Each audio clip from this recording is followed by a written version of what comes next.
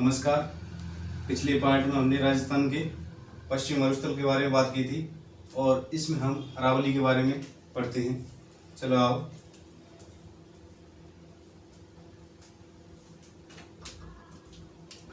दोस्तों, तो दूसरा पार्ट है हमारा अरावली के बारे में, अरावली पर्वतमाला के बारे में। इसका विस्तार राजस्थान में कितना है, किधर से किधर इसका विस्तार है और कितने जिलों में फैली हुई है ये, इसकी कौन कौन सी ऊंची चोटियां हैं और ये कितने अक्षांशों के बीच में है, कितने देशांतर के बीच में है। अरावली को अच्छे से पढ़ते हैं और इसके बारे में जानते हैं। देखो दोस्तों, ये अरावली का विस्तार है।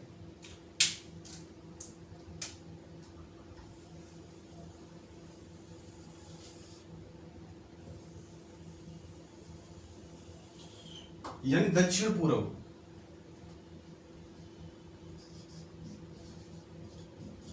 एक पश्चिम हो गया राजस्थान के नक्शे के हिसाब से देखा जाए तो, ये दक्षिण हो गया। तो ये हिस्सा यानी दक्षिण पूर्व का राजस्थान में अरावली का विस्तार कैसी है, ऐसे देखते हैं तो दक्षिण पूर्व, दक्षिण पश्चिम,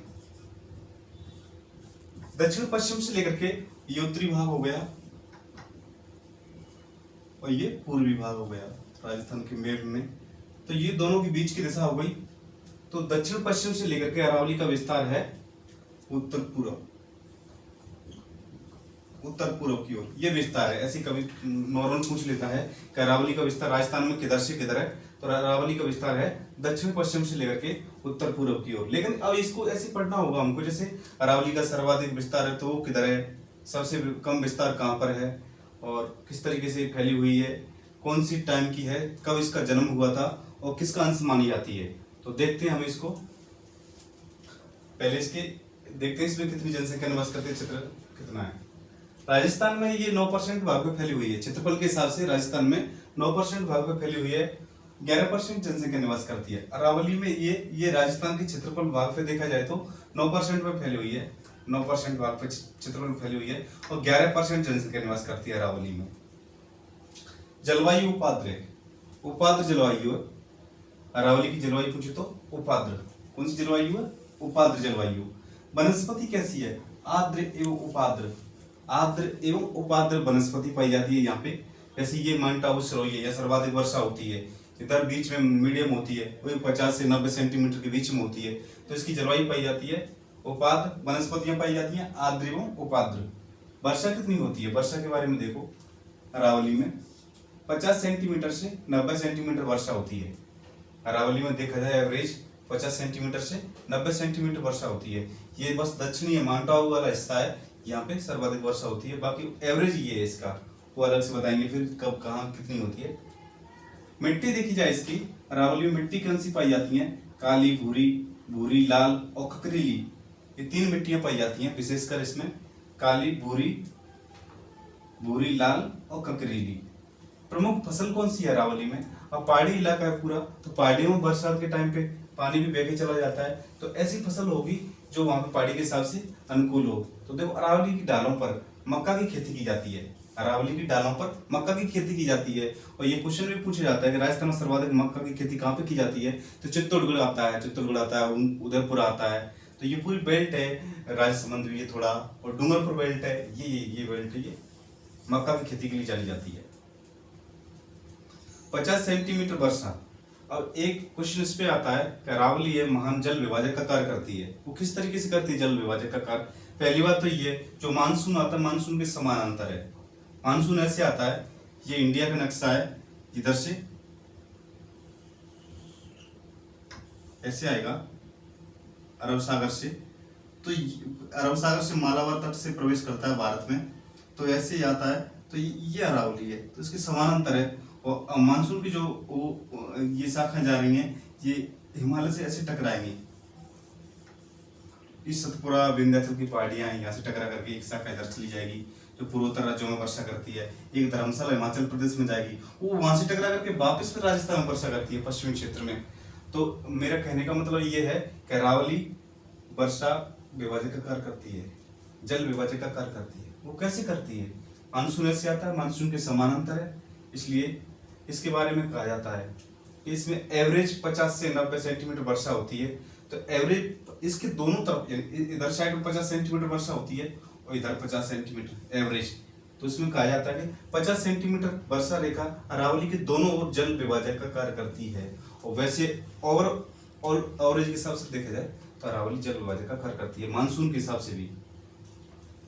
अगला क्वेश्चन, अरावली को हम 3 टुकड़ों में बांटते हैं। एक तो उत्तरी अरावली हो गई, मध्य अरावली हो गई, दक्षिणी अरावली हो गई। अब पूछता है कि उत्तरी अरावली की सबसे ऊंची चोटी कौन सी है? रघुनाथगढ़ सीकर में है उत्तरी अरावली है जयपुर से झुंझुनू सीकर तक, और मध्य अरावली है जयपुर से अजमेर तक, और दक्षिणी अरावली है अजमेर से लेकर के माउंट आबू से उदयपुर तक। उत्तरी अरावली की सबसे ऊंची चोटी कौन सी होगी दोस्तों? रघुनाथगढ़ सीकर है, 1055 मीटर है। मध्य अरावली की अगर ऊंची सबसे ऊंची चोटी पूछता है तो ये गोरम जी, इसको ध्यान रखना क्योंकि तारागढ़ दिया जाता है कभी कभी तारागढ़, लेकिन तारागढ़ है वो 830 के आसपास ही है, तो ये इससे कम है, तो इसको या मत लिखो तुम बेशक, क्योंकि इसी को ध्यान रखो, आप भूल जाओगे। गोरम जी, मध्य अरावली की सबसे ऊंची चोटी पूछी तो कौन सी है? गोरम जी 934 मीटर है, अजमेर में ये। दक्षिणी अरावली की सबसे ऊंची चोटी पूछता है अगर आपसे दक्षिण अरावली की, तो गुरु शिखर है, अच्छे से पढ़ी आपने, सुरोई में है, 1722 मीटर है, ये 1727। ऊपर दत्तात्रेय भगवान का वो मंदिर है, उसकी चोटी 500 मीटर मानी जाती है, ऐसे उसको मान लेते हैं तो 1727 आता है। ऑप्शन में एक ही आता है, 1722 मीटर या 1727 मीटर। अब अरावली का विस्तार देखते हैं कितने जिलों में है राजस्थान में, या फिर ऐसे देखते हैं भारत में कितने राज्यों में कहां से कहां तक फैली हुई है। तो ऐसा माना जाता है, इधर गुजरात है ये, तो कहां से कहां तक माना जाता है? खेड़ ब्रह्मा गुजरात का हिस्सा, ये समुद्र आ गया, पूरा समुद्री इलाका आ गया। तो कहते हैं कि इसकी जड़ है ना वो, या इसका जो जन्म होता है वो समुद्र से होता है, या फिर ऐसे कहते हैं समुद्र में डूबी हुई है। तो खेड़ ब्रह्मा पालनपुर गुजरात से प्रारंभ होती है। तो एक तो गुजरात में हो गई इसकी, राजस्थान आ गया, हरियाणा आ गया, और गुजरात, राजस्थान, हरियाणा, एक केंद्र शासित प्रदेश है, एक केंद्र शासित प्रदेश है दिल्ली। कौन सा? दिल्ली केंद्र शासित प्रदेश हो गया, 3 राज्य हो गए, गुजरात, राजस्थान, हरियाणा। तो इनमें ये फैली हुई है अच्छी तरीके से, और दिल्ली में ये रायसीना पहाड़ी तक है। वैसे के हिसाब से देखा जाए ना तो अच्छी तरीके से क्या फैली हुई है, इसको पूरी कट छट हो गई इसकी। इसमें सर्वाधिक तो कहते हैं ना राजस्थान को खनिजों का अजायब घर कहा जाता है, तो इसी की वजह से कहा जाता है राजस्थान को खनिजों का अजायब घर, क्योंकि इसमें सर्वाधिक सभी प्रकार के देश में जो खनिज मिलते हैं वो सभी मिलते हैं। हाँ, हो सके कोई कई ऐसे खनिज वो कम मात्रा में मिलते हैं, लेकिन ऐसे कोई खनिज नहीं है ज्यादातर राजस्थान में जो भारत में होते हैं राजस्थान में नहीं उत्पादित होते हैं अरावली से। सो अरावली खनिजों का अजायब घर है, सर्वाधिक खनिज पाए जाते हैं इसमें, और वो भी विशेषकर ये बेल्ट है ना, ये दक्षिणी वाली, उदयपुर है, सिरोही है, और राजसमंद है, फाली है, ये बेल्ट है, डूंगरपुर है, इसमें सर्वाधिक खनिज पाए जाते हैं। और दोस्तों एक चीज हिसाब से और देखा जाता है कि ऐसे भारत में अपन देखते हैं तो कहते हैं भारत में कि हिमालय से सर्वाधिक नदियों का उद्गम होता है। भारत में मैदान बनाने वाली नदियां हिमालय से निकलती हैं। गंगा सबसे बड़ी नदी है, उसकी सहायक नदियां मैदानों का निर्माण करती हैं, वो भी हिमालय का मेन कारण है। जलोढ़ मृदा लाती हैं, अच्छे खादान के दंदाने का मैदान बनाती हैं। उसी तरीके से हम कह सकते हैं कि अरावली से निकलने वाली नदियां, जैसे इधर को खमनौर की पहाड़ी राजसमंद से निकलती है, पूर्व दिशा की वो नदियां जैसे बनास है, कोठारी है, खारी है, बेड़च है, और है काफी छोटी मोटी, लेकिन मेन तो यही है, बनास है, कोठारी है, खारी है, बेड़च है।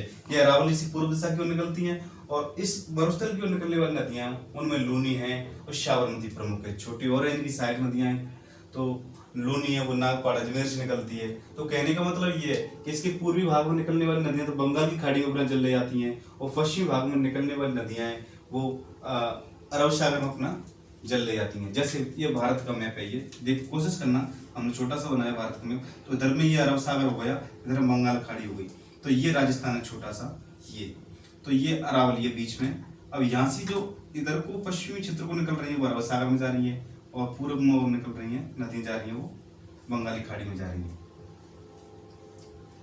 अब उसकी एक हिसाब से देखते हैं, कभी ये पूछ लेता है इसका युग, इसकी जन्म कब हुआ था, किसका? अरावली का, या किसका अवशेष मानी जाती है, किसका भाग मानी जाती है? तो देखो अरावली पर्वतमाला प्री कैम्ब्रियन युग, गोंडवाना लैंड का भाग है। टाइम कब का? टाइम पीरियड प्री कैम्ब्रियन युग में इसका जन्म माना जाता है। गोंडवाना लैंड का भाग मानी जाती है, अवशेष मानी जाती है। विश्व की प्राचीन विश्व की प्राचीनतम पर्वतमाला का उदाहरण है ये। इसकी कुल लंबाई देखते हैं कितनी है। इसकी कुल लंबाई मानी जाती है 6 से 92 किलोमीटर। अब राजस्थान में कितनी है उसका? राजस्थान में 5 से 50 किलोमीटर दोस्तों, और लगभग माना जाता है कि 79% लगभग है, लेकिन 80% ही मान लो, 79 पॉइंट कुछ, लगभग 80% इसकी लंबाई राजस्थान में ही है अरावली की। सर्वाधिक विस्तार देखा जाए विस्तार के हिसाब से अरावली को, तो अरावली का सर्वाधिक विस्तार उदयपुर में है, और सबसे कम विस्तार देखा जाए तो अजमेर में है। अब एक तरीके से क्वेश्चन अब अलग तरीके से आने लग गए क्वेश्चन, जैसे ये अरावली है, ऐसे इसका अक्षांश विस्तार और देशांतरी विस्तार पूछा जाता है। देशांतरी विस्तार खड़ी रेखाएं होती हैं, देशांतर रेखाएं उसके हिसाब से निकालते हैं। अक्षांश विस्तार, अक्षांश रेखाएं आडी होती हैं, उनके हिसाब से निकाला जाता है। तो हमने छोटे से रूप में दर्शाया है, आप समझने की कोशिश करना। हमने पहले ये एंगल बनाया है उत्तर, दक्षिण, पूर्व, पश्चिम, और उसमें हमने अरावली को दर्शाया। ये अरावली है, समझने की कोशिश करना, ये अरावली है ये। अब अक्षांश ऐसे निकालते हैं, तो ये अरावली का ऊपरी भाग, ये तो अक्षांश निकलेगा। अक्षांश देखा जाए तो 23 डिग्री 20 मिनट से 23 डिग्री 20 मिनट, ये मिनट का चिन्ह होता है, ये डिग्री का होता है ऐसे। 23 डिग्री 20 मिनट उत्तरी अक्षांश से, 23 डिग्री 20 मिनट उत्तरी अक्षांश से, ये दक्षिण तो इसकी दिशा के हिसाब से लिखा है। 23 डिग्री 20 मिनट उत्तरी अक्षांश,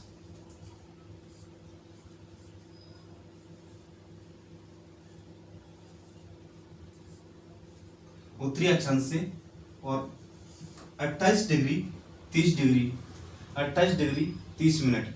दो मैंने ये ऐसे लिख रखा है, 28 डिग्री 30 मिनट या 20 मिनट, कभी कभी दोनों में से एक आ जाता है, लेकिन दोनों सही है। दोनों एक साथ कभी नहीं देगा तो ऐसे देगा कि राजस्थान का अरावली फैली हुई है, उसका अक्षांश विस्तार कितने से कितने तक है, तो 30 डिग्री 20 मिनट से उत्तरी अक्षांश से पूछ लेगा तो ऊपर दे देगा 28 डिग्री 30 मिनट, या फिर देगा 28 डिग्री 20 मिनट, यानी एक देगा। अब उसी तरीके से देशांतरी विस्तार देखते हैं। देशांतरी खड़े हिसाब से देखेंगे, तो खड़े हिसाब से हमने ऐसे देखा, ये कॉर्नर से, और ये ऐसे देशांतरी विस्तार। तो ये 72 डिग्री 10 मिनट पूर्वी देशांतर से लेकर के, अब इधर को आगे बढ़ेंगे, ऐसे तो होता ना, खड़ी रेखा में देखेंगे, तो 72 डिग्री 10 मिनट पूर्वी देशांतर से लेकर के 77 डिग्री 50 पूर्वी देशांतर। ये अच्छा क्वेश्चन है, ये बहुत ज्यादा पूछा जा रहा है आजकल। या तो ये पूछा जा रहा है, या फिर इनकी नदियों से रिलेटेड पूछा जाता है, या उसकी ये उत्पत्ति कब हुई है, कौन से इसका अंश मानी जाती है, या बलित है तो खंडित। हाँ, एक तरीके से और बलित क्यों कहते हैं इसको, कि उसको बलित रिंग पाई जाती है, रिंग बलयाकार पहाड़ियां पाई जाती है अंदर। इसका सर्वाधिक खनन हो रहा है, माइनिंग हो रही है, माइनिंग हो रही है इसकी सर्वाधिक,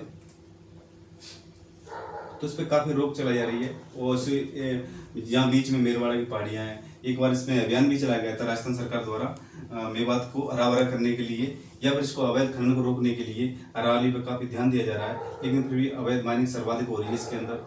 तो देखो दोस्तों, आपने ये अरावली को अच्छे से समझा और हमने आपको बताया, तो एक बार मॉनिटर सर फिर दोबारा रिपीट करते हैं। अरावली का देखो विस्तार पूछे दक्षिण पश्चिम से लेकर के उत्तर पूर्व की ओर।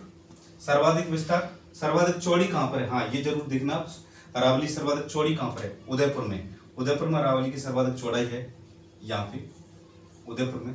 सबसे कम चौड़ी अजमेर में है, यहाँ पे। बीच में बड़ी सी